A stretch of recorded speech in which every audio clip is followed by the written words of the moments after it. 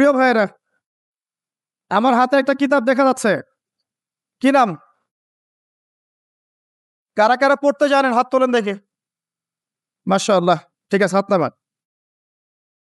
দেখুন, আমি একটা আয়াত থেকে আজকের আলোচনা শুরু করতে যাচ্ছি ইনশাআল্লাহ। ভাই একটু পানি দিন। আজকের যে আয়াত থেকে আমি আলোচনা শুরু করতে চাই সেটা হলো সূরাতুল বাকারা এর ১২১ নম্বর আয়াত। আল্লাহ রাব্বুল আলামিন বলছেন, বা'দা আউযু বিল্লাহি মিনাশ শাইতানির রাজীম, আল্লাযীনা আতাইনাহুমুল কিতাব ইয়াতলুনাহু হাক্কা তিলাওয়াতিহি উলাইকা ইউমিনুনা বিহি ওয়া মান ইয়াকফুর বিহি ফাউলাইকা হুমুল খাসিরুন। আল্লাহ রাব্বুল আলামিন বলছেন, যাদেরকে কিতাব দেয়া হয়েছে, যাদেরকে আসমানি কিতাব দেয়া হয়েছে, যেমন আমাদেরকে দেয়া হয়েছে কোরআনুল কারীম, যাদেরকে আসমানি কিতাব দেয়া হয়েছে এবং তারা সেই কিতাবের হকটা আদায় করেছে, তিলাওয়াতের হকটা আদায় করেছে, তারা সফল। যারা এই কাজটা করতে পারে নাই তারা ক্ষতিগ্রস্ত। প্রশ্ন এখন যে আমরা কি সবাই আল্লাহ পাকের নাজিলকৃত কিতাব আল কোরআনের হকগুলো আদায় করেছি? কোরআনের হক কয়টা কে বলতে পারবেন? প্রয়োজন নাই। আল কোরআনের হক হচ্ছে ৬টা। কয়টা? ৬টা। শেখেন, কিছু শেখেন, শান্ত হয়ে বসে কিছু শেখেন। কোরআনের হক কয়টা? ৬টা। ১ নাম্বার, আল কোরআন বিশুদ্ধ করে তেলাওয়াত করা শিখতে হবে। ১ নাম্বার কি? আল কোরআনের বিশুদ্ধ তিলাওয়াত শিখতে হবে। কয়জন পারি? সবাই পারি মাশাআল্লাহ। আচ্ছা, আমি আসছি দেখি কতজন পারেন। ২ নাম্বার, কোরআনুল কারীমের অর্থটা বোঝার চেষ্টা করতে হবে। কতজন কোরআনের অর্থ বুঝি? হাত তোলেন। মাশাআল্লাহ, গরম। ৩ নাম্বার, আল কোরআনের আদেশগুলোকে মেনে চলতে হবে। কতজন মেনে চলি? হাত তোলেন। ৩ নাম্বার। ৪, আল কোরআনুল কারীমের যত নিষেধ আছে নিষেধগুলোকে বর্জন করতে হবে। সবাই বর্জন করি তো মাশাআল্লাহ। ৪। ৫, আল কোরআনুল কারীমের দাওয়াত, আল কোরআনের দাওয়াত মুসলিম অমুসলিম সবার মাঝে প্রচার করতে হবে। কয়জন করি? মাশাআল্লাহ। আর ৬ নাম্বার, আল কোরআনের মধ্যে আল্লাহ রাব্বুল আলামিন কিছু বিধান দিয়েছেন, কিছু বিধান নাজিল করেছেন। এই বিধানগুলোকে পর্যায়ক্রমে ব্যক্তি, পরিবার, সমাজ এবং রাষ্ট্রে বাস্তবায়ন করতে হবে। কতজন করেছে? এই হলো ৬টা হক কোরআনের। কয়টা হক? একটা সমাজের কথা বলি, আমি সাউন্ডের কারণে কথা বলে শান্তি পাচ্ছি না। একটা সমাজের কথা বলি, কাজ করো, কাজ করো। আইয়ামে জাহিলিয়াতের নাম শুনেছেন? আচ্ছা, এই যুগটাকে আইয়ামে জাহিলিয়াত কেন বলা হয়? আমি আপনাকে বলছি কেন বলা হয়। কারণ ওই যুগের মানুষগুলো জাহেলিয়াতের সাথে সম্পৃক্ত ছিল, অজ্ঞতার সাথে সম্পৃক্ত ছিল। কি কি অজ্ঞতা? এক বাক্যে, ওই যুগের মানুষরা শিরক করত, আল্লাহর সাথে কি করত? শিরক করত। ২ নাম্বার, ওই যুগের মানুষরা অর্থনৈতিক জীবনে সুদ খেত। কি খেত? সুদ। ৩ নাম্বার, ওই সমাজের মানুষেরা বেশিরভাগই মাদক দ্রব্যের সাথে সংশ্লিষ্ট ছিল। এটা ৩। ৪ নাম্বার, ওই সমাজের মানুষেরা নারীর অধিকার সংরক্ষণ করত না, নারীকে খুব একটা মূল্যায়ন করত না। নারী জাতিকে অবমূল্যায়ন করত, কন্যা সন্তানকে জীবিত দাফনও করেছে। আর ৫ নাম্বার, ওই সমাজের মানুষেরা তুচ্ছ বিষয়কে কেন্দ্র করে দীর্ঘস্থায়ী রক্তক্ষয়ী সংঘাতে লিপ্ত হতো। এই হলো ৫টা। কয়টা বললাম? ৫টা। একটু বলেন আমার সাথে। আইয়ামে জাহিলিয়াতে কি ছিল? ১ নাম্বার বলেন, শিরক। ২ নাম্বার সুদ। ৩ নাম্বার বলেন, মাদক। কি ছিল? মাদক। ৪ নাম্বার নারীর অবমাননা, নারীর অবমাননা। আর ৫ নাম্বার হচ্ছে গোত্রীয় হানাহানি, গোত্রীয় রক্তক্ষয়ী দীর্ঘস্থায়ী সংঘাত। এখন একটু দেখেন, আপনাকে দেখাচ্ছি। এখনকার বিশ্বটার দিকে তাকায় দেখেন। বর্তমান যে সময় আপনি বসে আছেন, আমি বসে আছি, কথা বলছি, এই সময়ে কি মুসলিম অমুসলিম উভয় সমাজের মধ্যে শিরকের সয়লাব নাই? মুসলিম অমুসলিম সবার মধ্যে শিরক নাই? এই এক মুসলিম ভাইকে জিজ্ঞাসা করবেন হাতের এই বালাটা কেন পরেছেন, সে বলবে যে এটা খুলে ফেললে আমার রোগ সারবে না। বালাটা খুলে ফেললে কি হবে? রোগ সারবে না। এই যে টাটকা শিরক করলো। মনে করেন আপনি বাসা থেকে বের হয়েছেন, সামন দিক দিয়ে একটা কুকুর বা বিড়াল হেঁটে চলে গেল। এখন সে বলছে যে একটু বসে যাই, যদি কোনো অমঙ্গল হয়, কোনো অলুক্ষণ হয়, অকল্যাণ হয়। এই যে শিরক করলো, টাটকা শিরক করলো। একজন মুসলিম গরু ছাগল নিয়ে যাচ্ছে কোথায়? ওই মাজারে, দরগায়। কি করতে? ও জবাই হবে ওখানে, নজর মানত, আল্লাহ ছাড়া অন্য কারো উদ্দেশ্যে কুরবানি। টাটকা শিরক করলো। একজন মহিলার সন্তান হয় না, এক কবিরাজের কাছে গিয়েছে ভবিষ্যতে সন্তান হবে কিনা জানার জন্যে, শিরক করলো। একজন ভাই, তার সন্তান হয় না, সে গিয়েছে এক মাজারে, সেখানে গিয়ে কবরবাসীর কাছে দোয়া করছে আমাকে সন্তান দেন, শিরক হলো। একজন ব্যক্তি অনেক দূরে একটা কবরস্থানে গিয়ে কবরকে সেজদা করলো, শিরক হলো। একজন ব্যক্তি ব্যক্তিগত জীবনে কোরআন সুন্নাহ মানে, অর্থনৈতিক জীবন, পারিবারিক জীবন, সামাজিক জীবনে কোরআন সুন্নাহ মানতে চায় না। সে বলে যে কোরআন সুন্নাহর বিধান এখানে নাই, ওখানে ছিল, শিরক করলো। একজন ব্যক্তি আল্লাহর হালালকে হারাম করে ফেললো, হারামকে হালাল করে ফেললো, শিরক করলো।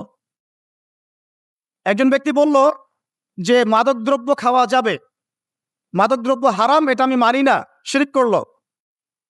একজন ব্যক্তি বলল পর্দার বিধান এই যুগে চলে না, ওই যুগে চলতো, শিরক করলো। একজন ব্যক্তি বিশ্বাস করে যে এই মহাবিশ্বের কোনো স্রষ্টা নাই, মহাবিশ্ব বিগ ব্যাং থেকে সৃষ্টি হয়েছে, শিরক করলো। একজন ব্যক্তি মনে করে যে আল্লাহ আছে, সাথে আরো ইলাহ আছে, শিরক করলো। একজন ব্যক্তি জ্যোতিষী গণকের কাছে গিয়ে বলল আমার হাতটা একটু দেখে দেন, শিরক করলো। একজন ব্যক্তি টিয়া পাখি দিয়ে ভাগ্য পরীক্ষা করেছে, শিরক করলো। একজন মহিলার সন্তান হয় না, কোমরের মধ্যে একটা মাদুলি রেখেছে, এটা বাদলে সন্তান হবে, শিরক করলো। এরকম অসংখ্য লক্ষ লক্ষ শিরক মুসলিম সমাজের মধ্যে আছে। আমি মনে বুঝাতে পারছি না। আসলে আমি তো আপনাদের মতো ওই সুর করে ওয়াজ করতে পারি না। আর আমি যদি সুর করতে যাই একটা দর্শকও থাকবে না। তো আমি কিছু প্র্যাকটিক্যাল কথা বলছি, একটু মনোযোগের সাথে শোনেন, মনোযোগ ধরে রাখেন, না হলে ভুলে যাবেন। আমি আলোচনা বেশি লম্বা করব না, এত লম্বা করব না যে আপনাদের বিরক্ত বোধ হয়। খুব সংক্ষিপ্ত হবে ইনশাআল্লাহ, সারগর্ব হবে। আল্লাহ পাক তৌফিক দান করুন। ওয়ামা তৌফিকি ইল্লা বিল্লাহ, আলাইহি তাওয়াক্কালতু ওয়া ইলাইহি উনীব। এবার অমুসলিমদের দিকে তাকান। মানুষ গাছের পূজা করছে, চন্দ্রের পূজা করছে, সূর্যের পূজা করছে, নক্ষত্রের পূজা করছে, প্রকৃতির পূজা করছে, সমুদ্রের পূজা করছে, নদীর পূজা করছে। তাদের ধারণা এরাও স্রষ্টার অংশ। বলেন নাউজুবিল্লাহ, শিরক হয়ে গেল। আলোচনা শুনে যদি কোনো অমুসলিম ভাই ইসলাম কবুল করতে চান, স্টেজে চলে আসবেন। আরো দেখাচ্ছি, ইহুদিরা বলছে ওজায়ের আলাইহিস সালাম আল্লাহর সন্তান, শিরক করলো। কারা বলছে এটা? ইহুদিরা বলছে ওজায়ের আলাইহিস সালাম আল্লাহর সন্তান, শিরক করলো। নাসারা প্রায় 200-300 কোটি মানুষ বলছে যে আল্লাহ পাক সন্তান ধারণ করেছেন, সন্তানের নাম ঈসা ইবনে মারইয়াম, নাউজুবিল্লাহ। টাটকা শিরক করলো। এখন দেখেন, আমরা যে একটা কথা বলি না যে বেশিরভাগ মানুষ যা বলবে সেটাই সঠিক, বলি না? বেশিরভাগ মানুষ যা বলবে সেটাই সত্য। এই কনসেপ্ট আছে না আমাদের মধ্যে? এটা পশ্চিমা কনসেপ্ট, এটা ইসলামিক কনসেপ্ট না। হ্যাঁ, বেশিরভাগ মানুষ যা বলবে তা সত্য হবে তখনই যখন তাদের কথা কোরআন সুন্নাহর অনুকূলে হবে, প্রতিকূলে না। যেমন বেশিরভাগ মানুষ, আপনারা যদি বলেন যে সুদ হারাম, তাহলে সত্য, কারণ কোরআন সুন্নাহ এটা হারাম। কিন্তু আপনারা বেশিরভাগ মানুষ যদি বলেন যে সুদ হালাল, কোশ্চিন কেন হালাল হয়ে যাবে না, কোরআন সুন্নাহ হারাম, হারামই থাক। তো এই যে বেশিরভাগ মানুষ বলছে আল্লাহ পাক সন্তান জন্ম দিয়েছেন, নাউজুবিল্লাহ, এখন কি এদের কথা সত্য? তাহলে এই যে কনসেপ্টটা যে majority should be granted, majority যা বলবে সেটাই নিতে হবে, টিকলো? টিকলো না। তাহলে এই কনসেপ্টটাই একটা বাতিল কনসেপ্ট। ইসলামিক কনসেপ্ট কি? হ্যাঁ, মেজরিটি শুড বি গ্রান্টেড। কখন? যখন এটা অ্যাকর্ডিং টু কোরআন এন্ড সুন্নাহ, কোরআন সুন্নাহর কাছাকাছি হবে, তখন। এখানে মনে করেন কতজন মানুষ হতে পারেন? অ্যাপ্রক্সিমেটলি 20-30 হাজার, কথার কথা বলছি। তো আপনারা যদি একটা ভোটাভুটি করেন এখন, আর ভোট তো আপনারা সামনে দিবেন মাশাআল্লাহ। এবং এই সিজনগুলো আসলেই মানুষের মৃত্যুর সংখ্যা বেড়ে যায়, তাই না? এবং যে মারে সেও মুসলিম, যাকে মারে সেও মুসলিম। আর এই কথাটা নবী সাল্লাল্লাহু আলাইহি ওয়াসাল্লাম 1400 বছর আগে বলেছেন যে শেষ জামানায় খুব বেশি বেশি হত্যাকাণ্ড হবে। আর যে ব্যক্তি কাতেল সে মানে যে ব্যক্তি হত্যাকারী কাতেল সে বুঝবে না কেন মারলাম, আর যে ব্যক্তি মারা গেল সেও বুঝবে না যে কি কারণে মারলো আমাকে। তো এখন মনে করেন আপনাদের কাছ থেকে একটা ভোটাভুটি নিলাম যে মদ হালাল না হারাম, সুদ হালাল না হারাম, পর্দা হালাল না হারাম, এইগুলোর একটা ভোটাভুটি হবে। মেজরিটি সংখ্যক আপনাদের বললো যে না মদ হালাল, জেনা হালাল, হ্যাঁ সুদ হালাল। এখন বলেন আল্লাহ পাকের বিধান অনুযায়ী কি সেটা হালাল হবে কিনা? যদি দুনিয়াতে হালাল হয়েও যায় আসমানে হবে কিনা? সিম্পল। এখন দুনিয়ার তো কোনো মূল্য নেই আল্লাহর কাছে, দুনিয়ার যারা পরিমাণ মূল্য আল্লাহর কাছে নাই। একটা হাদিস এসেছে দুনিয়ার মূল্য যদি আল্লাহর কাছে একটা মাছির ডানার পরিমাণও হতো আল্লাহ পাক কোনো কাফের মুশরিককে এক ঢোক পানি খেতে দিতেন না। অতএব দুনিয়ার কোনো মূল্য আল্লাহর কাছে নাই। নবী সাল্লাল্লাহু আলাইহি ওয়াসাল্লাম রাস্তা দিয়ে হেঁটে যাচ্ছেন, সাহাবায়ে রাদিয়াল্লাহু আনহুমকে দেখিয়ে বলছেন ওই দেখো একটা মৃত গাধা পড়ে আছে বা মৃত বকরির বাচ্চা পড়ে আছে, তোমরা কি কেউ এই মৃত বকরির বাচ্চাটাকে কিনবে 1 দিনার বা 1 দিরহামের বিনিময়ে? সাহাবীরা বলছেন রাদিয়াল্লাহু আনহুম বিনামূল্যে দিলেও তো ইয়া রাসূলুল্লাহ নিব না, আমরা বিনামূল্যে দিলেও তো এটাকে আমরা গ্রহণ করব না। নবীজি বলছেন সাল্লাল্লাহু আলাইহি ওয়াসাল্লাম আল্লাহ পাকের কাছে দুনিয়ার মূল্য এর চাইতেও কম। যে দুনিয়া নিয়ে আমরা ব্যস্ত হয়ে আছি না, বাড়ি গাড়ি স্ট্যাটাস প্রতিপত্তি ক্ষমতার দাপট, আল্লাহর কাছে এর মূল্য একটা পাখির একটা মাছির ডানার সমান নয়। এখন দুনিয়াতে মনে করেন এটা এস্টাবলিশ হয়েও গেল, আল্লাহ পাকের আদালতে কি হবে? হবে না। এখন এক কথায় আইয়ামে জাহিলিয়াতের শিরক কি আপনি দেখতে পাচ্ছেন? এখন কিছুটা হলো বুঝতে পারছেন? আচ্ছা, আর এখন শিরক একটা জায়গায় কেন্দ্রীভূত থাকে না, যেহেতু গ্লোবালাইজেশনের যুগ, এই কারণে শিরক সমস্ত জায়গায় ছড়িয়ে পড়ে। মনে করেন একটা এক্সাম্পল দেই, মনে করেন যে পশ্চিমারা শিখিয়েছে, আর তারা বেশিরভাগ কথাই মিথ্যা কথা বলে আর কি, আমার ধারণা এটা। তারা শিখিয়েছে যে বিজ্ঞান দিয়ে, দর্শন দিয়ে, যুক্তি দিয়ে, পরীক্ষা নিরীক্ষা পর্যবেক্ষণ দিয়ে যখন কোনো সিদ্ধান্তে উপনীত হওয়া যাবে তখনই সেটা জ্ঞান, আদারওয়াইজ সেটা জ্ঞান নয়। এটা পশ্চিমারা শিখিয়েছে। পরীক্ষা নিরীক্ষা, যুক্তি, বিজ্ঞান, দর্শন এগুলো দিয়ে যদি আপনি কোনো কিছুকে প্রমাণ করতে পারেন তাহলে সেটা জ্ঞান হবে, আদারওয়াইজ হবে না। যেমন একটা এক্সাম্পল দিচ্ছি, এই পুরো জায়গাটা আল্লাহর ফেরেশতারা ঘিরে রেখেছেন, বুঝতে পারছেন না? এই পুরো জায়গাটা আল্লাহ পাকের ফেরেশতারা কি ঘিরে রেখেছেন? হাদিস বলছে হ্যাঁ রেখেছেন, হাদিস বলছে হ্যাঁ রেখেছেন। তো ফেরেশতারা ঘিরে রেখেছেন, আমরা বিশৃঙ্খলা করছি কেন? আল্লাহকে দেখানোর জন্য যে আমরা বিশৃঙ্খল জাতি? এই জায়গা ফেরেশতারা ঘিরে রেখেছেন, তাহলে বিশৃঙ্খলা করছি কেন? আল্লাহ পাক তার নিকটস্থ ফেরেশতাদের সামনে এই মানুষগুলোকে নিয়ে গর্ব করবেন যারা একসাথে বসে কোরআন সুন্নাহ আলোচনা করে। আর এই পুরো জায়গাটা আল্লাহর ফেরেশতারা ঘিরে রাখেন, তাদের উপর শান্তি বর্ষিত হয়। এখন আমার কথা হচ্ছে, পশ্চিমা শিক্ষা দর্শন দিয়ে আপনি কি ফেরেশতাদেরকে ল্যাবরেটরিতে প্রমাণ করতে পারবেন কি না? পারবেন? আচ্ছা, আপনি কি জিন জাতিকে প্রমাণ করতে পারবেন কিনা? আপনি কবরের আযাব প্রমাণ করতে পারবেন কিনা? আপনি আল্লাহকে দেখতে পারবেন কিনা?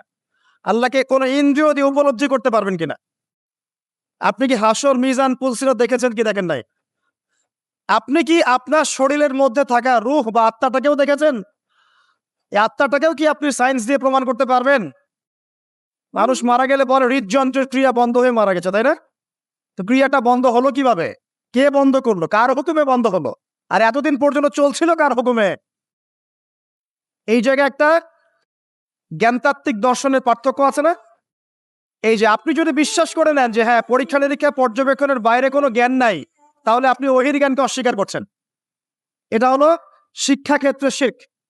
এবং এই শিরকটা এখন শুধু একটা জায়গায় সীমাবদ্ধ নাই, পুরো বিশ্বে ছড়িয়ে পড়েছে, এভরি সিঙ্গেল সেক্টর। এটা আমি জাস্ট একটা এক্সাম্পল দিলাম। এখন সামনে আসেন, আইয়ামে জাহিলিয়াতে কি ছিল? রিবা। কি ছিল ভাই? রিবা মানে কি? এটা কি কোনো মেয়ের নাম? রিবা কি কোনো মেয়ের নাম? আপনার গার্লফ্রেন্ডের নাম? রিবা মানে কি? সুদ। আচ্ছা, সুদের পাপের কয়টা শাখা আছে বলেন? এই হাদিসটাকে শোনেন নাই? সুদের পাপের কয়টা শাখা আছে? ৭৩টা বা ৭০টা। তার সবচেয়ে নিচু শাখা কি? আমি বলতে চাচ্ছি না, আপনারা বলেন। নিচু শাখা কি? আচ্ছা, এই যে নিজের মায়ের সাথে জিনার সমান পাপ বলা হচ্ছে, তারপরেও কি আমরা কম বেশি সবাই সুদের সাথে সম্পৃক্ত না? এই যুগে কি এমন মানুষ খুঁজে পাওয়া যায় যে ব্যক্তি সুদের সাথে সম্পৃক্ত নয়?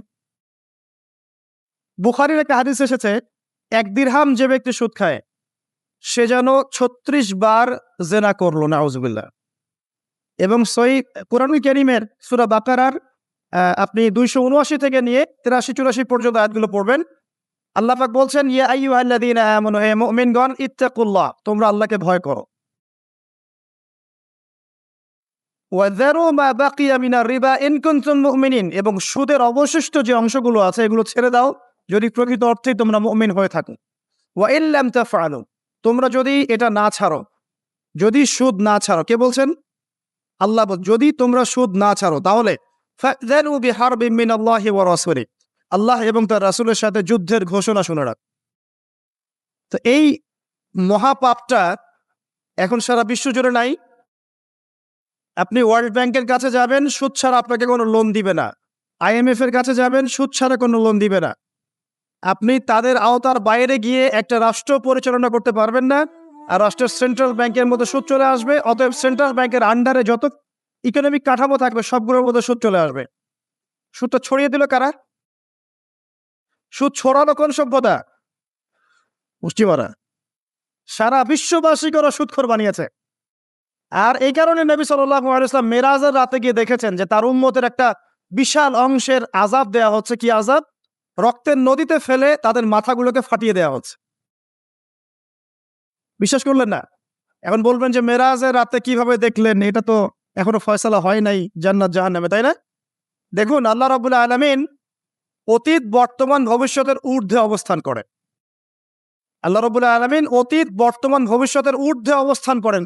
আমাদের এই টাইম ফ্রেমের মধ্যে পাস্ট টেন্স আছে, প্রেজেন্ট টেন্স আছে, ফিউচার টেন্স আছে। আল্লাহ পাকের কাছে এগুলো নাই। আল্লাহ রাব্বুল আলামিনের কাছে সবই চাক্ষুষ। আল্লাহ পাক এই টাইম ফ্রেমের অনেক ঊর্ধ্বে। এটা ছবি বন্ধ করো। সারাদিন এই ফোন আর ক্যামেরা মাথাটাকে এদের অসুস্থ করে ফেলছে।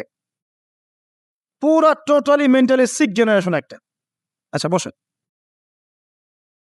আসুন। আচ্ছা, এই হাদিসটা আপনাদেরকে কেউ বলেনি কখনো যে বিনা প্রয়োজনে ছবি তুলতে হয় না? কিয়ামতের মাঠে সবচেয়ে বেশি শাস্তি যাদেরকে দেয়া হবে তারা হচ্ছে এক শ্রেণীর মুসাউবির, যারা তাসবির আঁকতো, ছবি আঁকতো বিনা প্রয়োজনে, অপ্রয়োজনীয়, এবং আল্লাহ পাকের সৃষ্টির মতো সৃষ্টি করত। এদেরকে কিয়ামতের মাঠে সবচেয়ে বেশি মর্মান্তিক শাস্তি দেওয়া হবে। এটা একটা হারাম কাজ, ক্ষেত্র বিশেষে হারাম করা হয়েছে। কিভাবে হারাম করা হয়েছে? পাসপোর্ট সাইজের ছবি ছাড়া আমার ভিসা হবে না, আমার পাসপোর্ট হবে না, আমার NID কার্ড হবে না। ওলামায়ে কেরাম একসাথে বসে ইজমা করে দিয়েছেন, আচ্ছা এটা জায়েজ, এতটুকু জায়েজ। আর এই যে আমরা কথায় কথায় সেলফি আর এই ছবি, এই সংস্কৃতি কোত্থেকে আসলো? এটা তো মুসলিমদের সংস্কৃতি না। ছবি মূর্তির সাথে আমাদের সম্পর্ক কি? পিতার ছবিটা সুন্দর করে ঘরের মধ্যে লটকায় রাখছেন মালা দিয়ে একদম।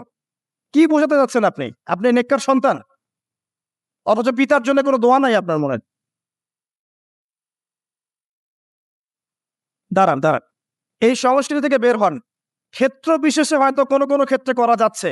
আমভাবে এই যে মহামারী ছড়িয়ে পড়েছে, এটা টোটালি বন্ধ করতে হবে। এবং যুব সমাজকে এই ভার্চুয়াল জগতে না, প্র্যাকটিক্যাল জগতে কাজ করতে হবে। ভার্চুয়াল জগতে কাজ না কম, প্র্যাকটিক্যাল জগতে কাজ বেশি করে। আপনি কি আজকে খবর পেয়েছেন যে আজকে সারা বাংলাদেশে কতজন মানুষ খ্রিস্টান হয়েছে?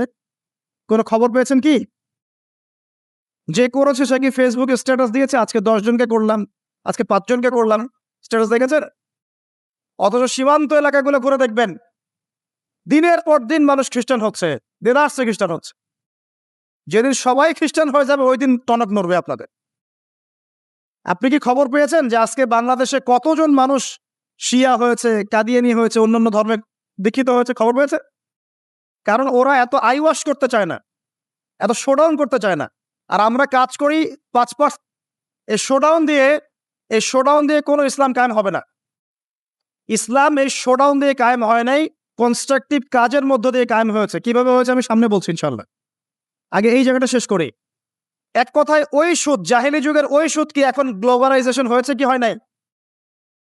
তাহলে জাহিলিয়াত আছে কি নাই? মাদক, আইয়ামে জাহিলিয়াতের সেই মাদক এখন সারা বিশ্বে ছড়িয়ে পড়েছে কি পড়ে নাই? শুধু আমাদের দেশের সীমান্ত এলাকাগুলো ঘুরে দেখেন, মাদকের কি সয়লাভ। প্রশাসন হিমশিম খেয়ে যাচ্ছে মাদক বন্ধ করতে। এত মাদক, এই মাদক কারা খাচ্ছে? আমরাই তো। আমি যদি না খাই মাদক আমার কাছে কে বিক্রি করবে?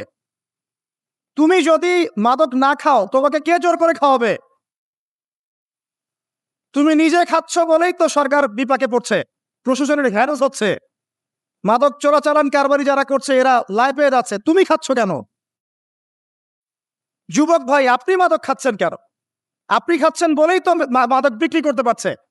বাংলাদেশের মুসলিমরা একটা মুসলিম যুবক মাদক খাবে না, বা শেষ। দেখি কার কাছে মাদক বিক্রি করে, আমরা দেখি কার কাছে মাদক বিক্রি করে। আমাদের যুব সমাজের একজন ছেলে মাদকের সাথে সম্পৃক্ত থাকবে না, সিগারেটে টান পর্যন্ত দিবে না, সিগারেটে একটা টান পর্যন্ত দিবে না। দেখি কার কাছে বিক্রি করে। আর শুধুমাত্র আইন দিয়ে, শাসন দিয়ে কিন্তু সবকিছু হবে না। মানুষের ভিতরটা পরিবর্তন না করতে পারলে, আল্লাহর ভয় না ঢুকলে মানুষ এগুলো ছাড়বে না। কিন্তু দেখবেন অনেক মাদকাসক্ত মানুষ কোরআনের হাফেজ হয়ে গেছে, তওবা করে আল্লাহর ওলি হয়ে গেছে। কিভাবে হলো? বিকজ তার মনের মধ্যে আল্লাহ পাকের ভয় এসেছে। আল্লাহর ভয় জাগাতে হলে কি লাগবে? কোরআন এবং হাদিস এবং নামাজ। তো কোরআন হাদিস নামাজের কাছে মানুষকে নিয়ে আসলে পরে মাদক কমবে ইনশাল্লাহ। কমবে না?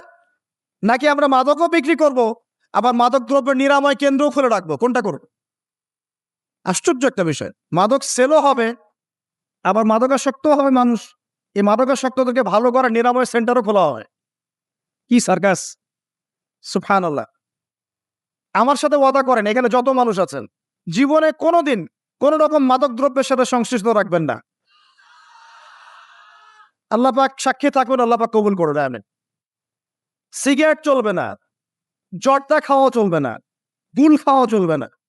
আর বাকি যেগুলো আছে, ওই যে গাঁজা মাজা ইয়াবা, সব বাদ। ওগুলো তো বাদ দিলাম। আর একটা কথা বলি, এটা আমি বলতে পারি এই কারণে, বিকজ আমি আপনাদের বয়সের, আপনাদের সাইকোলজি আমি বুঝি। কেন মাদকের কাছে যুবক ভাইটা গেল? বিকজ তার ভিতরে হতাশা আছে। কি আছে? হতাশা। চাকরি পাচ্ছে না, পরিবারের চাপ, না ওই যে সহি একটা প্রেম করছে, দাঁড়ান, গার্লফ্রেন্ড ছেড়ে চলে গেছে।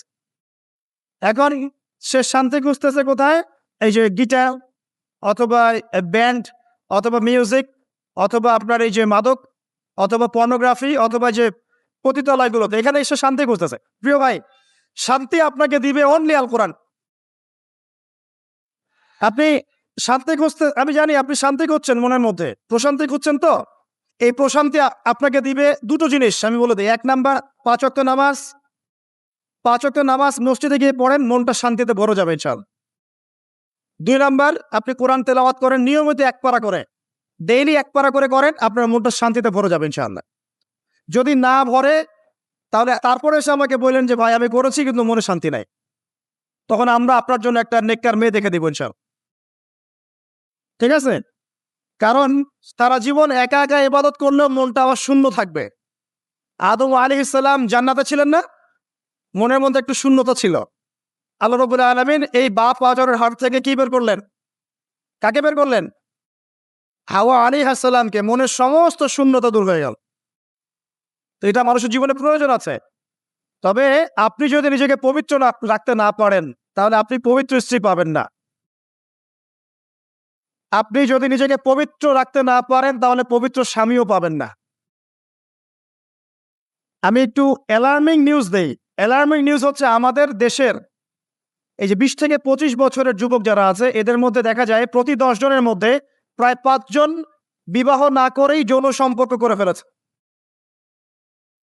অতএব যদি নিজেকে পবিত্র করতে না পারেন, তাহলে পবিত্র স্ত্রীও জুটবে না কপালে, পবিত্র স্বামীও জুটবে না কপালে। আপনি 10 ঘাটের পানি খেয়ে আসবেন, দেখবেন আপনি যাকে বিয়ে করেছেন সে 12 ঘাটের পানি খেয়ে আসে। আর এর উপরে আর কি আছে? এর উপরে আছে পর্নোগ্রাফি।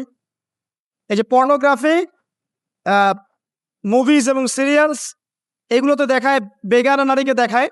তো এই নারীগুলো খুব সুন্দর দেখতে। তখন দেখা যায় এদেরকে দেখে যারা অভ্যস্ত, এরা বাসায় গেলে স্ত্রীকে আর সুন্দর লাগে না, কারণ তার চোখ অনেকগুলো মেয়েকে দেখেছে। যদি আপনি চক্ষু নিচু করতে পারেন, বাসায় আপনার স্ত্রীকে আপনার ভালো লাগবে। ঠিক একইভাবে এই যে মহিলাগুলো যেগুলো বাসায় আছে, এগুলো সিরিয়াল দেখতে দেখতে, পরপুরুষ দেখতে দেখতে অবস্থা খারাপ। এই কারণে তার স্বামীকে আর হ্যান্ডসাম মনে হয় না। অমুক সিনেমার নায়ক, অমুক নায়িকা, অমুক অমুক, তাকে হ্যান্ডসাম মনে হয়। আমার হাজবেন্ড যদি অমুকের মতো হইতো, আমার এটা যদি অমুকের মতো হইতো। সিরিয়ালে দেখে যে পরকীয়া হচ্ছে, ওগুলো দেখে শেখে। সিরিয়াল দেখে যে বাসার স্বামী আছে, অন্য ছেলের সাথে গল্প করে, স্মার্টনেস মনে হয়, ওটা দেখে শেখে। সিরিয়াল দেখে মানুষ এখন হত্যা করাও শিখছে। সিরিয়াল দেখে দেখে মানুষ এখন হত্যা করাও শিখে। আমরা কয়েকদিন আগে রিপোর্ট দেখেছি, একজন প্রশাসনিক কর্মকর্তা বলেছিলেন যে জিজ্ঞাসাবাদে সে বলেছে ক্রাইম পেট্রোল দেখে সে শিখেছে কেমন করে লাশটা গুম করতে হবে। তো এই যে একটা নীল দর্পণ চলছে আর কি, এগুলো কি করছে? ভিতর থেকে আমাদের মনে আধ্যাত্মিকত্ব নষ্ট করছে, এবং আল্লাহর হালালটা আমাদের কাছে ভালো লাগছে না, হারামটা ভালো লাগছে। আর কার মনের মধ্যে আল্লাহর হারামকে ভালো লাগে, হালালকে ভালো লাগে না বলেন তো? ইবলিস। কার মনে?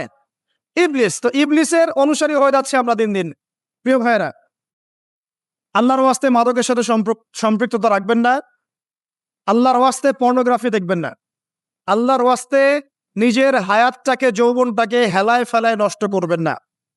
আমি এই মাহফিলের সিজনে মনে হয় প্রত্যেকটা মাহফিল একটা কথা বলেছি, কমন। এটা আবার বলছি, শোনেন, মনোযোগ দেন। মনে করেন আমরা এখানে যারা বসে আছি সবার বয়স হচ্ছে 50 বছর। মনে করেন সবার হায়াত হচ্ছে কত বছর? 50। মনে করেন, কথার কথা। এখন কারো বাকি আছে তাহলে 20, কারো 30, কারো 15, কারো 10, কারো 5, কারো 2 বা কারো 1। কথা ঠিক না ঠিক? এখন আপনার এই জীবনের যে বড় অংশটা চলে গেছে, এই অংশটুকুর দিকে একটু তাকিয়ে দেখেন, আপনি কি করেছেন? কতটুকু নামাজ পড়েছেন? কতটুকু রোজা রেখেছেন? কতবার যাকাত দিয়েছেন? এবং এই চলে যাওয়ার সময়গুলোতে কি কি পাপ করেছেন? আপনি কতবার জেনা করেছেন? কতবার মাদক খেয়েছেন? কতজনকে গালি দিয়েছেন? কত ভাইকে মেরেছেন? কি করেছেন? এই হিসেবটা আজকে গিয়ে বাসায় ঠান্ডা মাথায় কাগজ কলম নিয়ে করবেন। তারপরে এক একটা পাপের জন্য আল্লাহর কাছে মাফ চাবেন। প্রথমে আমভাবে মাফ চাবেন, আস্তাগফিরুল্লাহ আল্লাযী লা ইলাহা ইল্লা হুয়াল হাইয়ুল কাইয়্যুম ওয়া আতুবু ইলাইহি। তারপরে মানুষের সাথে সম্পৃক্ত কোনো হক থাকলে আদায় করে দিবেন, ইস্তেগফার করবেন। অন্যের সাথে সম্পৃক্ত হক থাকলে আদায় করে দিবেন। তারপরে বাকি সময়টুকু যদি চিন্তা করেন যে আমি যদি আর 10 বছর বাঁচি, এই 10 বছর আমি কিভাবে কাটাবো, একটা প্ল্যান করবেন। এই 10 বছরে যেন আপনার এক ওয়াক্ত নামাজ ছুটে না যায়। এই 20 বছরে যেন আপনার একটা রোজাও ছুটে না যায়।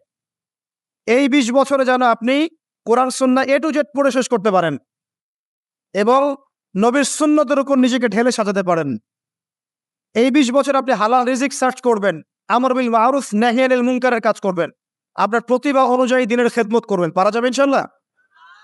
নিজের আমল নামার হিসেব নিজে করুন। কিয়ামতের মাঠে হিসেব দেওয়ার আগেই নিজের হিসেব নিজে করে ফেলুন। আল্লাহ পাক সবাইকে তৌফিক দান করুন। আমিন। একটা বিষয় থেকে শয়তান আমাদেরকে গাফেল করে রাখবে। শয়তান সবসময় গাফেল করে রাখবে, সেটা হলো তুমি মৃত্যুর চিন্তা করো না, এটা করো না, এটা করো না। মৃত্যুর চিন্তা করতে শয়তান নিষেধ করবে, কিন্তু আমাদেরকে ভাবতে হবে কবরের কথা, যে ইন্ডিভিজুয়ালি আমরা কেউ দুনিয়াতে থাকবো না। অতএব ব্যক্তিটাকে আগে সংশোধন করেন, তাহলে পরিবার অটোমেটিক সংশোধন হবে ইনশাআল্লাহ। এভাবেই পারিবারিক সংশোধনের মধ্য দিয়ে সমাজ সংস্কার হবে ইনশাআল্লাহ। প্রিয় ভাইয়েরা, ওদিকে লম্বা করছেন, এদিকে আসুন। মাদকের 6 লাখটা কি আছে না নাই? এখন বলেন, আছে তো? নারীর অবমাননা 4 নম্বর ছিল। নারীর যে অবমাননা, এটা কি বর্তমান বিশ্বে আরো বিশাল স্কেলে আসে নাই? নারী জাতিকে কোনো মূল্য দিচ্ছে মানুষ? নারীর দেহটাকে পণ্য বানিয়েছে না? নারীর দেহটাকে মানুষ পণ্য বানিয়ে ব্যবসা করছে। যত কিছুই করছে, যে আপনি দেখবেন songs, dance, music industries, film industries, উদ্দেশ্য একটা বাণিজ্য কর, আর কিচ্ছু না। এই বাণিজ্য করার জন্য মেয়ের দেহটাকে, সৌন্দর্যটাকে, রূপটাকে জাতির সামনে নগ্ন করে উপস্থাপন করেছে। আর সেই মেয়ে মনে করছে কি যে নগ্ন হওয়ার ফলে আমি কিছু টাকা পেয়েছি, এতে করে আমার ডিগনিটি, সম্মান বেড়ে গেছে, সবাই আমার সাথে সেলফি তুলতে চায়, সবাই আমাকে বড় সেলিব্রিটি মনে করে। কেউই তোমার দিকে সম্মানের চোখে তাকায় না। দেখো, মানুষের দিকে তাকানোর দৃষ্টি দুটো হতে পারে মেয়েদের দিকে। একটা হচ্ছে সম্মানের দৃষ্টি, সম্মান বা ভালোবাসার দৃষ্টি, আরেকটা হতে পারে ভোগের দৃষ্টি। বোঝাচ্ছে, আপনি কি আপনার মায়ের দিকে ভোগের দৃষ্টিতে কখনো তাকান? আপনার বোনের দিকে তাকান? আপনি আপনার দাদি, আপনার মাহারাম যারা আছে, খালা, চাচি, কারো দিকে কি আপনি ভোগের দৃষ্টিতে কখনো তাকিয়েছেন? তাকান নাই। কিন্তু বেগানা বেপর্দা মেয়ে, যে মেয়েগুলো গায়রে মাহারাম, আপনার বান্ধবী বা ফ্রি মিক্সিং এ আছেন, বা আপনার গার্লফ্রেন্ড, হ্যাঁ, বা ইত্যাদি ইত্যাদি, এদের দিকে কি আপনি কখনো সম্মানের চোখে তাকান না ভোগের চোখে তাকান? সত্যি করে বুকে হাত দিয়ে কথাটা বলেন দেখি। সত্যি করে বুকে হাত দিয়ে বলেন যে আপনি আপনার গার্লফ্রেন্ডের দিকে সম্মানের চোখে তাকান। আপনি পতিতালয় গিয়ে একটা পতিতা মেয়ের সাথে রাত কাটিয়েছেন, সম্মানের দৃষ্টিতে তাকিয়েছেন, তাই? এত বড় চিটারি নিজের সাথে করতে পারেন? নিঃসন্দেহে আপনি এটা করেন নাই। এখন যে মেয়ে মনে করে যে আমি নগ্ন হয়ে গেলে আমার ডিগনিটির সম্মান বেড়ে যাবে, সে শয়তানের তাবেদারি করছে। কারণ কেউ তার দিকে সম্মানের চোখে তাকায় না, তার দিকে সবাই একটা নজরেই তাকায়, ভোগের নজরে তাকায়। এতে করে সম্মান বাড়ে না, বরং কমে যায়। আর দিন দিন আমরা কি করছি? আমরা এখন নগ্নতাকে প্রমোট করছি। যে যত বেশি নগ্ন হতে পারে, সে তত বেশি সেলিব্রিটি হতে পারে। এবং যারা এইসব জগতে কাজ করে তাদের ইন্টারভিউ দেখবেন, তাদের ইন্টারভিউগুলো দেখা যায়, পড়া যায় পত্রিকাগুলো, তারা বলে যে প্রডিউসারের সাথে রাত যাপন না করা পর্যন্ত কখনো আমাদেরকে ফিল্মে নিত না। তো যে সম্মান ইজ্জত বিক্রি করে পেতে হয়, এই সম্মানের মুখে লাথি মারি আমরা। যে সম্মান অর্জন করতে নিজের ইজ্জত বিলি করতে হয়, এই সম্মানের মুখে আমরা লাথি মারি। আল্লাহ রাব্বুল আলামিন যে সম্মান দিয়েছেন, এই সম্মান চূড়ান্ত। এখন দেখুন, ইসলাম কি মেয়েদেরকে সম্মান দেয় না?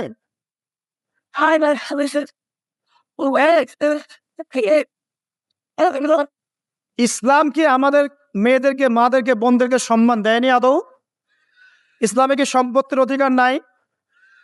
ইসলামে শরীরের বা দেহের প্রোটেকশনের জন্য পর্দা নাই? ইসলামে আত্মার পরিশুদ্ধির উপায় বলা নাই? ইসলামে চক্ষু নিচু করার কথা বলা নাই? কোনো মেয়ের সাথে যদি কেউ অন্যায় আচরণ করে, ইফটিজিং করে, তার শাস্তির কথা বলা নাই? কেউ যদি কোনো মেয়েকে আল্লাহ না করুক ধর্ষণ করে, তাকে সবার সামনে মৃত্যুদণ্ড দেওয়ার কথা কি ইসলামে নাই? তাহলে কোন দিক থেকে ইসলাম মেয়েকে ছোট করলো? অন্য কোন ধর্ম, কোন দর্শন, কোন ফিলোসফির মধ্যে আপনি দেখবেন এই বিধানগুলো আছে? ইসলামের মতো অর্থনৈতিক অধিকার দিয়েছে, বৈবাহিক অধিকার দিয়েছে, পর্দার অধিকার দিয়েছে, সম্পত্তির অধিকার দিয়েছে, এবং কেউ যদি তার দিকে খারাপ চোখে তাকায় বা খারাপ হাত প্রশস্ত করে, সেই হাত ভেঙে দেওয়ার অধিকার ইসলাম দিয়েছে। তো এটা মিসকনসেপশন ছড়ানো হয়েছে। আর আমরা পশ্চিমাদের কথায় সুর মিলিয়ে একই কথা বলছি যে ইসলাম নাকি মেয়েদেরকে পিছিয়ে দিয়েছে, নাউজুবিল্লাহ। আয়েশা রাদিয়াল্লাহু আনহার চাইতেও কি আপনি এগিয়ে যেতে চান? আপনি কি খাদিজা রাদিয়াল্লাহু আনহার চাইতেও বড় হতে চান? আপনি কি ফাতিমা রাদিয়াল্লাহু আনহার চাইতেও বড় হতে চান? ফাতিমা রাদিয়াল্লাহু আনহা একজন গৃহিণী হয়েও জান্নাতে গিয়েছেন, সুবহানাল্লাহ। খাদিজা রাদিয়াল্লাহু আনহা তালাকপ্রাপ্ত ছিলেন। তারপরে নবী সাল্লাল্লাহু আলাইহি ওয়াসাল্লামের সাথে বিয়ে হয়েছে, পিছন থেকে নবীকে সাপোর্ট করেছেন, তার সমস্ত সম্পদ বিলিয়ে দিয়েছেন, জান্নাতি হয়েছেন। আয়েশা রাদিয়াল্লাহু আনহার কোনো সন্তান ছিল না, সন্তান জন্ম না দিয়েও একজন মহিলা জান্নাতি হয়েছে। মারিয়াম আলাইহিস সালাম, তার স্বামীও ছিল না, স্বামীহীন একজন নারী জান্নাতি হয়েছে। ফেরাউনের স্ত্রী আসিয়া, যার স্বামী একজন বড় জালেমের পরিবারের থেকেও একজন মেয়ে জান্নাতি হয়েছে। তাহলে আমাদের মেয়েদের সমস্যা কোথায়? আমাদের মেয়েদের সমস্যাটা কোথায়? কে তোমাকে বলেছে যে তোমার ইজ্জত বিক্রি করে দিয়ে তোমাকে সার্টিফিকেট অর্জন করতে হবে? আর এই মেয়েদের পিতা মাতা তো মনে হয় বেঁচে নাই। কিভাবে আপনি আপনার মেয়ের সম্ভ্রমটাকে হুমকির মুখে ফেলতে পারেন? আপনি মেয়েকে পড়াবেন, অবশ্যই শিক্ষা দিবেন, উচ্চ শিক্ষা দিবেন। কোথায় শিক্ষা দিবেন? যেখানে মেয়ে ছাড়া অন্য কোনো ছেলে নাই। কোথায় চাকরি করবে যেখানে মেয়ে ছাড়া অন্য কোনো এমপ্লয়ি নাই, কোনো ছেলে নাই, সব মেয়ে। কে বলেছে মেয়েরা চাকরি করতে পারবে না? কে বলেছে মেয়েরা পড়াশোনা করতে পারবে না? সবই পারবে তারা। পরিবেশ নিশ্চিত করেন আগে। আপনি বাঘ আর মহিষকে এক ঘাটে নিয়ে চলে আসবেন, এরপরে ঝামেলা হলে বলবেন যে বাঘের দোষ। সুবহানাল্লাহ। পরিবেশ নিশ্চিত করতে হবে আগে। প্রত্যেকটা সেক্টর নষ্ট করে ফেলছে ফ্রি মিক্সিং। এবং আমি শুনেছি আপনাদের এই মাহফিলেও নাকি ফ্রি মিক্সিং হচ্ছে। একটা মাহফিল, দিনই পরিবেশ, এখানে ছেলে মেয়ের ফ্রি মিক্সিং কেন? আপনি একজন মহিলা, আপনার জন্য মাহরাম ছাড়া গায়রে মাহরামের সামনে বেপর্দায় যাওয়া জায়েজ নাই, এটা আল্লাহ বলেছেন। আল্লাহর চেয়ে কি আপনি বেশি বোঝেন নাকি? সোজা কথা হচ্ছে, আল্লাহর চেয়ে কি আপনি বেশি বোঝেন নাকি? আল্লাহ পাক কেন বলেছেন প্রশ্ন করার দরকার নেই তো আপনার। আল্লাহ বলেছেন নিঃসন্দেহে আল্লাহ পাক আমার চেয়ে অনেক বেশি জানেন। আল্লাহ পাক ভালো বলেছেন তাই বলেছেন। আল্লাহ পাক ভালো চেয়েছেন আমার, তাই করেছেন। আল্লাহ আমাকে নামাজ পড়তে বলেছেন, আমি কি প্রশ্ন করবো নাকি কেন নামাজ পড়তে বললেন? আল্লাহ পাক বলেছেন যাকাত দিতে, আমি কি প্রশ্ন করবো কেন যাকাত দিতে বললেন? আপনি কেন প্রশ্ন করবেন আল্লাহকে? আল্লাহ পাক আপনাকে সৃষ্টি করার সময় কি আপনার পারমিশন নিয়েছিলেন? আপনাকে যে আল্লাহ পাক এই যে ভ্রূণ থেকে, শুক্রাণু ডিম্বাণু থেকে, একটা শুক্রাণু যে একটা ডিম্বাণু XXXY এখান থেকে সৃষ্টি করেছেন, আল্লাহ পাক কি আপনাকে পারমিশন নিয়ে সৃষ্টি করেছেন? আল্লাহ পাক আপনি রিজিক দিয়েছেন, সন্তান দিয়েছেন, পরিবার দিয়েছেন, শ্বাস নেওয়ার ক্ষমতা দিয়েছেন, বাঁচিয়ে রেখেছেন, আত্মা দিয়েছেন, জীবন মৃত্যুর মালিক আপনার পারমিশন নিয়ে করেছেন আল্লাহ পাক। আর আল্লাহ রাব্বুল আলামিন যে বিধান নাজিল করেছেন, আপনি কেন চ্যালেঞ্জ করবেন তাকে? এখন আপনি কেন তাকে চ্যালেঞ্জ করবেন? আপনি চোখ বন্ধ করে কোরআন সুন্নাহ মানবেন। ইব্রাহিম আলাইহিস সালামকে বলা হচ্ছে বাচ্চাকে জবাই করতে হবে। ইব্রাহিম আলাইহিস সালামকে বলছেন কি কারণে জবাই করব? কেন নিষ্পাপ একটা বাচ্চাকে জবাই করব? কি যুক্তি এর পিছনে? এর পিছনে বিজ্ঞান কি, লজিক কি? প্রশ্ন করেছে? বলা হচ্ছে তোমার স্ত্রী এবং সন্তানকে ওই মরুভূমিতে রেখে আসো মক্কায়, যেখানে কেউ নাই। ইব্রাহিম আলাইহিস সালামকে বলেছেন কেন রেখে আসবো আল্লাহ? কি জন্য রেখে আসবো? এটা অযৌক্তিক, এটা আনসাইন্টিফিক, এগুলো কথা বলেছিলেন। এখন আপনারা কি বুঝতে পারছেন না কি কারণে আল্লাহ পাক তার স্ত্রী এবং সন্তানকে সেখানে রেখে এসেছেন? এই যে হাজার হাজার বছর ধরে হজ হচ্ছে, উমরা হচ্ছে, তাওয়াফ হচ্ছে, সাই হচ্ছে, হচ্ছে না? এগুলো কার সাথে সম্পৃক্ত? এগুলো কার স্মৃতির সাথে সম্পৃক্ত? যদি ওইখানে সেই সময় আল্লাহ পাক তাকে না পাঠাতেন, আজকে কি বিশ্ববাসী এটা পেত? ওই ইসমাইল আলাইহিস সালামের বংশ থেকেই জন্ম নিয়েছেন মুহাম্মদ সাল্লাল্লাহু আলাইহি ওয়াসাল্লাম। তাহলে আরবের মানুষরা কি ইসলাম পেত? এবং সে আরব থেকে পুরো বিশ্বে ইসলাম কি ছড়িয়ে পড়তো? আল্লাহ পাকের জ্ঞানের সাথে আপনি চ্যালেঞ্জ করতে যাচ্ছেন? আমি বুঝাতে পারছি না। তো আসুন, নারীর এই যে অবমাননা, এখান থেকে আমাদের মা বোনদেরকে বাঁচান। কিভাবে বাঁচাবেন? আপনার ছোট্ট একটা মেয়ে আছে মনে করেন, এই মেয়েটা এখন জেদ করছে। জেদ করছে কি? যে আমি আগুনে লাফ দিব বা আমি ছাদ থেকে নিচে লাফ দিব। ও বোঝে না নিচে লাফ দিলে কি হবে। এখন সে জেদ করছে, হাত টানাটানি করছে, আমাকে ছেড়ে দাও, আমাকে ছাড়ো। আপনি এখন পিতা, আপনি তাকে খুব ভালোবাসেন। এখন এই ভালোবাসার তারুণ্যে কি আপনি বলবেন মা আমি তোমাকে অনেক ভালোবাসি, যাও আগুনে লাফ দাও? বলবেন? মা আমি তোমাকে অনেক ভালোবাসি, দাও ছাদ থেকে লাফ দাও, আমি তোমার সাথে আছি, বলবেন? তাহলে আমাদের চোখের সামনে আমাদের মা বোনরা যে বেপরদায় নগ্ন হয়ে ঘুরছে, জাহান্নামের দিকে লাফ দিচ্ছে, কোনোদিন তো হাত ধরে টেনে বাঁধাচ্ছেন না। আপনি খুব ভালোবাসেন তাকে, আপনার স্ত্রীকে আপনি অনেক ভালোবাসেন, আপনার মেয়েকে আপনি অনেক ভালোবাসেন, বোনকে অনেক ভালোবাসেন, এই কারণেই তাদেরকে আপনি বেপরদায় চলতে দিচ্ছেন। এটা কি ভালোবাসার বহিঃপ্রকাশ হলো? আপনার ছোট্ট মেয়ে যদি বলতে বাবা আমি আগুনে লাফ দিব, আপনাকে থাপ্পড় মেরে হলে বলতেন সর এখান থেকে, বলতেন না? এটা ভালোবাসার নিদর্শন ছিল। কখনো কখনো ভালোবাসার মানুষদেরকে বড় ক্ষতির হাত থেকে বাঁচাতে হলে একটু কঠোর হতে হয়, হতে হয় না? ছোট্ট বাচ্চারা যদি নামাজ না পড়ে 10 বছর, আমাদের নবী একজন রহম দিলওয়ানা মানুষ, নরম মনের মানুষ, তিনি বলছেন 10 বছর হয়ে গেছে বাচ্চার নামাজ পড়ে না, লাঠি দিয়ে পিটাবা। হাদিস কি বানিয়ে বললাম? 10 বছর হয়ে গেছে বাচ্চার বয়স, নামাজ পড়ে না, ওকে আঘাত করে পিটাবে একটা। আমাদের নবীজি কি মানুষকে মারতে পছন্দ করতেন? যতগুলো যুদ্ধ হয়েছে ইসলামের না, এই সবগুলো যুদ্ধতে নবী সাল্লাল্লাহু আলাইহি ওয়াসাল্লামের হাতে মনে হয় 1 জন কি 2 জন মানুষ মারা গেছে। 1 জন কি 2 জন। 1 জন নবী সাল্লাল্লাহু আলাইহি ওয়াসাল্লাম তীর নিক্ষেপ করেছিলেন, তীরটা গায়েও লাগে নাই, এখানে ছিলে গেছে, খালি গলা দিয়ে ছিলে গেছে, এতেই সে মৃত্যুবরণ করেছে জাহান্নামে। ইসলামের ইতিহাস যতগুলো যুদ্ধ হয়েছে, এই সবগুলো যুদ্ধ হিসাব করলে দেখা যায় যে সব মিলিয়ে 10,000 মানুষও মারা যায় নাই। এই যে ইসলাম তরবারির জোরে ছড়িয়েছে, কিছু মতবাদ ছড়িয়ে দেওয়া হয়েছে না, শুধুমাত্র তোমাদের প্রথম বিশ্বযুদ্ধেই 1.5 থেকে 3 কোটি মানুষ মারা গেছে। তোমাদের ভিয়েতনাম যুদ্ধেই প্রায় 20 লাখ মানুষ মারা গেছে। ইতালির মুসোলিনির সময় বিপ্লব হয়েছে, ওখানে লাখ লাখ মানুষ মারা গেছে। চীনের মাও সেতুংয়ের সময় বিপ্লব হয়েছে, লাখ লাখ মানুষ মারা গেছে। রাশিয়া কমিউনিজম যখন ছিল তখন বিদ্রোহ হয়েছে, তখন লাখ লাখ মানুষ মারা গেছে। সেকেন্ড ওয়ার্ল্ড ওয়ারে প্রায় 7 থেকে 8 কোটি মানুষ মারা গেছে। আর কোন মুখ নিয়ে তোমরা ইসলামকে বলো ইসলাম একটা জঙ্গি ধর্ম, সন্ত্রাসী ধর্ম ইত্যাদি? অথচ সারা বিশ্ব জুড়ে নিরপরাধ মানুষকে হত্যা করার লাইসেন্স পেয়ে গেছে ওরা। প্রত্যেকটা মুসলিম কান্ট্রি থেকে তাকিয়ে দেখবেন, এক একটা মুসলিম। ইয়েমেনের বাচ্চাদের কি দোষ আছে? ইয়েমেনের ছোট ছোট বাচ্চাদের কি দোষ? কেন ওরা বোম্বিং এর খোরাক হবে? ইরাকের মানুষের কি দোষ ছিল? সাদ্দাম হোসেনের কাছে কি আসলেই পারমাণবিক অস্ত্র ছিল? সিরিয়ায় কি হয়েছে? কেন লক্ষ লক্ষ মুসলিমকে মারা হল? আফগান তো আছেই, ইভেন ইনক্লুডিং এখন পাকিস্তান, চায়নার উইঘুর, আপনার লেবানন, আপনার জর্ডান, প্যালেস্টাইন প্যালেস্টাইন প্যালেস্টাইন নাম শুনেছেন? এখানকার মুসলিম মা বোনদের কি দোষ ছিল? তারা কি কারো ঘরে গিয়ে বোম মেরেছিল? আশ্চর্য একটা বিষয় কি জানেন? মনে করেন এইটা আমার বাড়ি, এই বাড়ির মধ্যে আমি বসে আছি, বাস করছি। এখন কিছু মানুষ আসলো, এসে বললো আমাদেরকে একটু আশ্রয় দাও, আমাদের খাবার নাই, পানি নাই, একটু আশ্রয় দাও। এখন আপনি মুসলিম মানুষ, রহমদিলওয়ালা মানুষ, দরজা খুলে দিলেন। দরজা খুলে দিয়ে ওরা এখন ভিতরে আসলো, এসে আপনি আপ্যায়ন করলেন, খাওয়ালেন, পড়ালেন, পোশাক দিলেন, সব দিলেন, মাশাআল্লাহ। এবার কয়দিন পর তারা ঐক্যবদ্ধ হয়ে আপনাকেই ঘর থেকে বের করে দিল। এবার আপনি ঘরের বাইরে দাঁড়িয়ে আছেন, এবার আপনি ঘরের বাইরে দাঁড়িয়ে দরজায় নক করছেন আর বলছেন আমার বাড়ি আমাকে ফেরত দাও, আমার বাড়ি আমাকে ফেরত দাও। আর এই মানুষগুলো, ভিতরে থাকা মানুষগুলো বলছে এই যে দরজা নক করছে একজন জঙ্গি, একজন সন্ত্রাসী। আমি মনে হয় বুঝাতে পারছি না। এই হলো প্যালেস্টাইন, এই হলো প্যালেস্টাইন।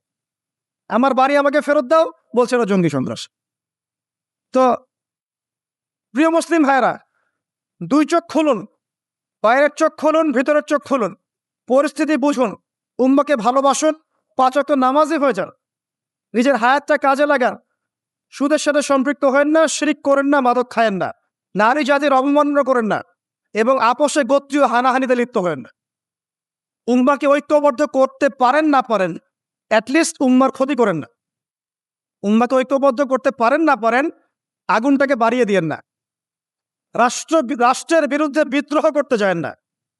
আমার কথা খুব মনোযোগের সাথে শোনেন, কারণ যখনই কোনো মুসলিম রাষ্ট্রের বিরুদ্ধে বিদ্রোহ হয়েছে তখন সেই রাষ্ট্রের অবকাঠামো ভেঙে পড়েছে এবং ক্ষতি হয়েছে, লাভের চেয়ে বেশি ক্ষতি হয়েছে। কোশ্চিনকালেও এই কাজটা করতে যাবেন না। আপনি সৎ কাজের আদেশ করবেন, অসৎ কাজে নিষেধ করবেন, উপরে যারা থাকবে তাদের জন্য দোয়া করবেন এবং তাদেরকে সুপরামর্শ দিবেন।